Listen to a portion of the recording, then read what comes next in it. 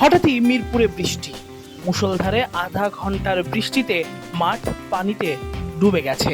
Wicket সাদা ত্রিপলে Dhaka, wicket থেকে মাঠ আলাদা করার কোনো সুযোগই নাই। আর হুট করে দেখে বোঝার উপায় নাই এটা একটা ক্রিকেট স্টেডিয়াম। পানিতে ডুবে গেছে দেখে মনে হবে খাল কিংবা অন্য কিছু। হঠাৎ আধা ঘন্টার বৃষ্টিতে এত পানি যে মাঠের ঘাস পর্যন্ত দেখা যাচ্ছে না।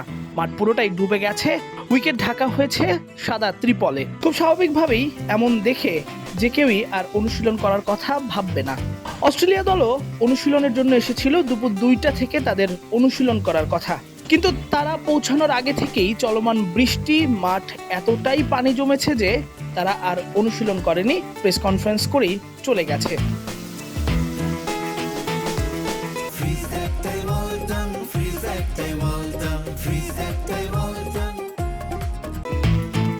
অস্ট্রেলিয়ার এই সিদ্ধান্ত শোনার কিছুক্ষণ পরের ছবি এটি। মাঠে যে পানিগুলো আপনারা দেখতে পাচ্ছিলেন সেই পানি এখন একেবারেই ভ্যানিশ। ঘাস দেখা যাচ্ছে, গুড়ি গুড়ি বৃষ্টি হচ্ছে ঠিকই, তবে আগের মতো আর পানি নেই। অস্ট্রেলিয়ার টিম ম্যানেজমেন্টের একজন এসে দেখছেন উইকেট। বৃষ্টি থামার আধা ঘন্টার মধ্যেই পানি তো হাওয়া। উইকেট দেখে বোঝার উপায় নেই এখানে কিছুক্ষণ আগে কি পরিমাণ বৃষ্টি হয়েছে। টনি হ্যামিং এর পাশে দাঁড়িয়ে অজি টিম ম্যানেজমেন্টের সেই সদস্য খুঁটিয়ে খুঁটিয়ে দেখছিলেন উইকেট কোনোভাবে ভেজা কিংবা উইকেটে আর্দ্রতা আছে কিনা। টনি হ্যামিংয়ের সঙ্গে আলোচনাও করলেন এমন পরিস্থিতিতে অনুশীলন করা যাবে কিনা।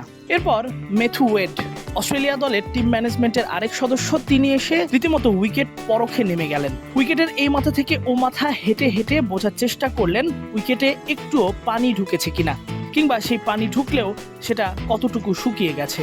এদিকে মাঠকর্মীরাও উইকেটের উপরে থাকা চাদর সরিয়ে মাঠকে শুকানোর জন্য রেখেছেন। তবে নিজেদের কিছুটা অবাগাই ভাবতে পারেন অস্ট্রেলিয়া দলের সদস্যরা। তাদের অনুশীলনের সময়ই চলে আসে বৃষ্টি। এর আগে দ্বিতীয় ওয়ানডের আগের দিন তাদের অনুশীলন করার কথা ছিল, কিন্তু মুষলধারে বৃষ্টি দেখে তারা আর অনুশীলন করেনি।